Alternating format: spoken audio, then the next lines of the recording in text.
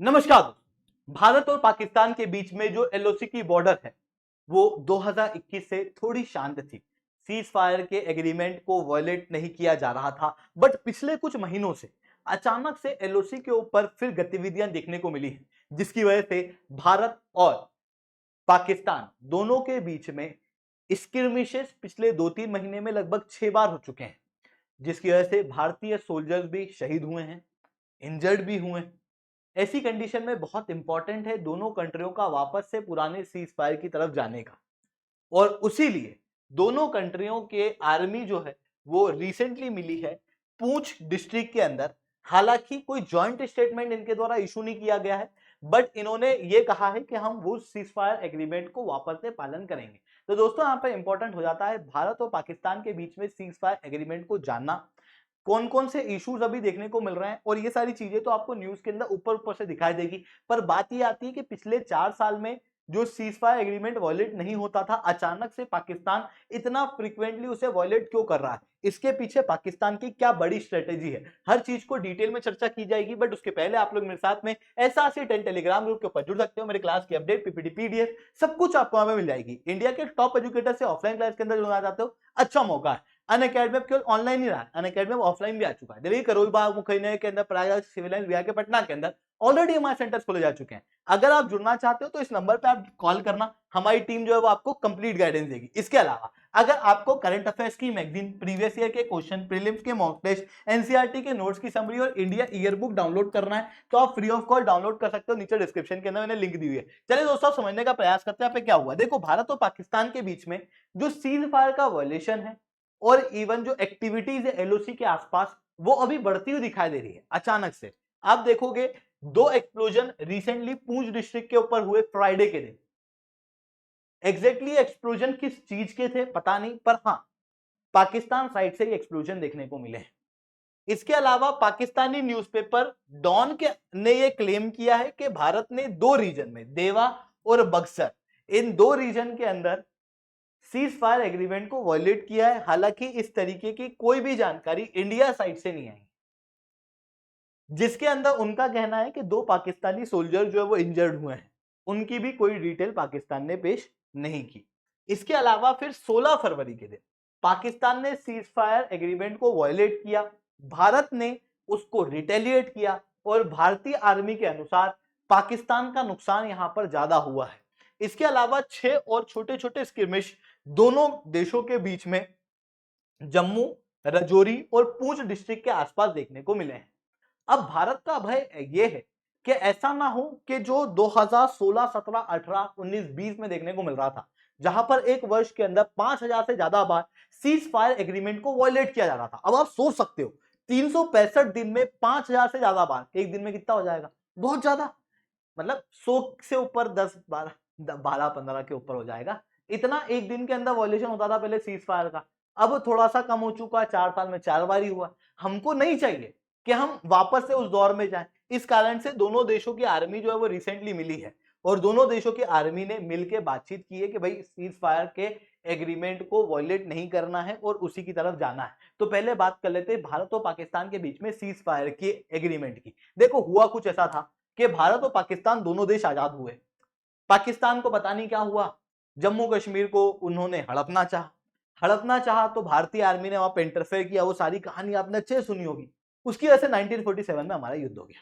1947 में युद्ध हुआ, यूनाइटेड नेशन के अंदर हम लोग चले गए, और यूनाइटेड नेशन ने जब इंटरफेयर किया तो उन्होंने सीज फायर कर दिया। पहला सीज फायर एग्रीमेंट हो चुका था भारत का, जो कि हम लोगों ने एक्सेप्ट किया था कराची एग्रीमेंट में 1949 के अंदर। ये फिर वॉयलेट हुआ, दोनों देशों के बीच में फिर युद्ध शुरू हुआ। ताशकेंत एग्रीमेंट होता है 1965 के अंदर, और इसके अंदर भी हम वही कहते हैं कि जो कराची एग्रीमेंट में था उसको हम मान्य करते हैं।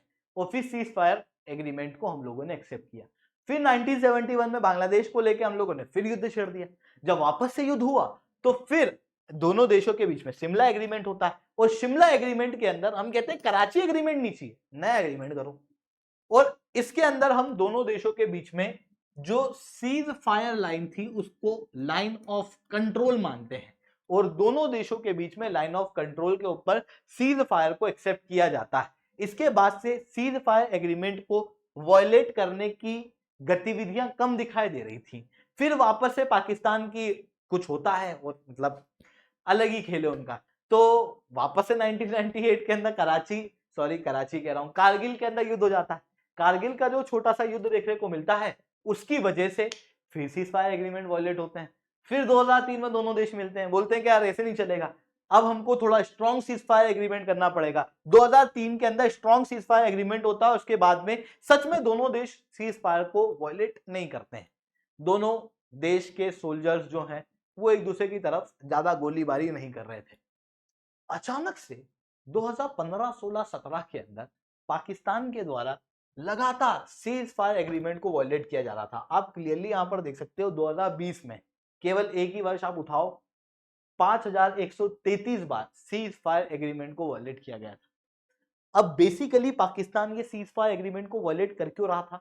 देखो, भारत का जो जम्मू कश्मीर वाला रीजन है, वहां पर इंडियन आर्मी का फोकस केवल पाकिस्तान की आर्मी नहीं है, वहां पर चाइना भी है और वहां पर आतंकवाद भी है। ऐसी कंडीशन में अगर एक भी चीज एक्टिव होती है तो भारत को उधर फोकस ज्यादा देना पड़ता है और दूसरी जगहों पर फोकस कम हो जाता है।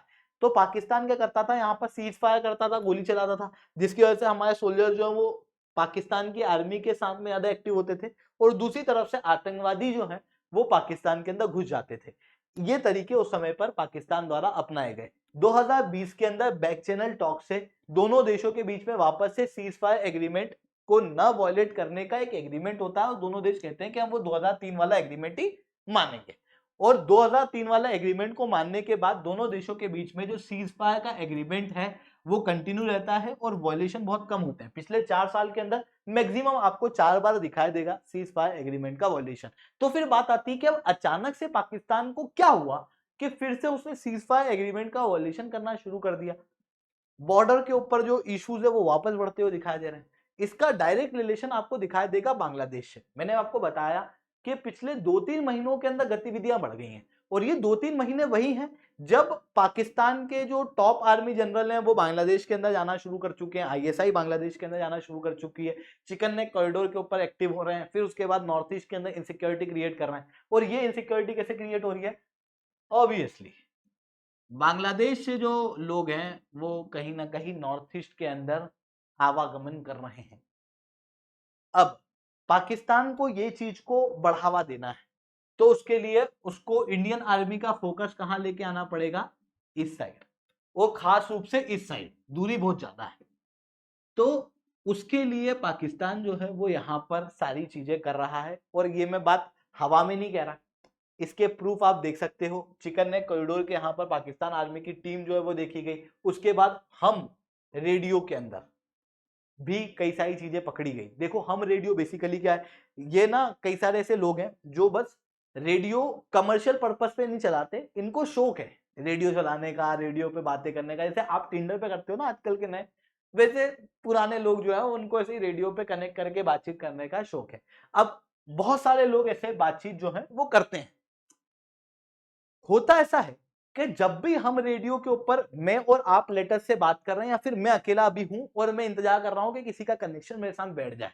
आपका कनेक्शन मान लो मेरे साथ बैठा, जैसे ही आपका कनेक्शन मेरे साथ बैठा ना तो पहले मैं आपकी आइडेंटिटी पूछूंगा कि भाई आपका रेडियो नंबर क्या है वगैरह, वो इंटरनेशनल लेवल पे सब रहते हैं। हुआ ऐसा कि कुछ हम रेडियो के ऑपरेटर बांग्लादेश के पास में जो बंगाल है वहां पर ऑपरेट कर रहे थे। इस बीच में कोई संदिग्ध रेडियो कनेक्शन बीच में आके मिलता है जो कि अरेबिक पर्शियन भाषा के अंदर, उर्दू भाषा के अंदर बातचीत जो है वो चलती है। हम रेडियो वाला सामने वाले से उसकी आइडेंटिटी पूछता है, सामने वाले की कोई आइडेंटिटी सामने नहीं आती है, बस उसको कुछ शब्द सुनाई देते हैं। ये एक दो बार नहीं, ये बहुत बार रिपीट होता है। तो हम रेडियो वाले जो हैं वो इंडियन आर्मी को इस बारे में बताते हैं कि इस तरीके की एक्टिविटी हो रही है, जिसके कारण से हम रेडियो की वजह से इंडियन आर्मी उस रीजन के अंदर और ज्यादा सक्रिय हो चुकी है। अब आप कहोगे इससे निष्कर्ष क्या निकलता है? बेसिकली इसी तरीके की गतिविधि पहले भी हुई है। 2002-2003 के अंदर हम रेडियो ने इसी तरीके के सिग्नल जो है वो पाए थे और उस समय पर रेडियो ऑपरेटर ने इंडियन आर्मी को जब आगाह किया, थोड़े समय बाद 6 एक्सट्रीमिस्ट ऑपरेटर्स इंडियन साइड में बांग्लादेश से घुसते हुए पकड़े गए थे। ऐसी ही चीज और भी कई बार देखने को मिली है। जब भी हम रेडियो को ऐसे सिग्नल प्राप्त होते हैं तो बेसिकली होता क्या है कि बांग्लादेश वाली साइड से इंडियन साइड के अंदर लोगों को भेजने के पहले मोबाइल फोन से नहीं, रेडियो के जरिए कनेक्ट किया जाता है और फिर उसके बाद सारी व्यवस्था इंडियन साइड में की जाती है, उसके बाद लोगों को भेजा जाता है। अब इस बीच में अगर हम रेडियो कोई सा सिग्नल पकड़ लेता है तो वो इंडियन आर्मी को बता देता है, तो उसकी वजह से क्या होता है कि हमको पता लग जाता है कि अच्छा उधर से कुछ गड़बड़ जो है वो होती हुई दिखाई दे रही है। इतना ही नहीं, यहाँ पर जो समय है ये बहुत इंपॉर्टेंट है, क्योंकि जस्ट थोड़े समय पहले पाकिस्तान के पॉलिटिशियन द्वारा भी ये कहा गया था कि अब इंडिया के अंदर खास रूप से कश्मीर वाले रीजन के अंदर हम लोग जिहाद करेंगे। इस तरीके की चीजें देखने को मिल रही है। इतना ही नहीं, आतंकवादी गतिविधियां भी बढ़ती हुई दिखाई दे रही है। ये सारी चीजें दर्शाती है कि कहीं ना कहीं पाकिस्तान का एक लार्जर प्लान देखने को मिल रहा है, जो कि नॉर्थ ईस्ट साइड से भी एक्टिव हो रहा है और इधर कश्मीर साइड से भी एक्टिव होता हुआ दिखाई दे रहा है। इसी कारण से आर्मी ने देर ना करते हुए पाकिस्तानी आर्मी को साथ में बिठा के सीज फायर एग्रीमेंट को वापस से कंटिन्यू करने की बातचीत की है। तो ये सारी चीजें यहाँ पर देखने को मिल रही है। आई होप ये सारी बातें आपको समझ में आई होंगी। लेक्चर अच्छा लगा हो तो लाइक करना, लेक्चर बहुत अच्छा लगा नीचे एसोसिएटेड कमेंट करना। यूपीएससी की तैयारी करना है तो आप हमारे ऑफलाइन सेंटर के अंदर जुड़ सकते हो। ठीक है दोस्तों, आज के इतना ही। That's all from my side. जय हिंद, जय भारत।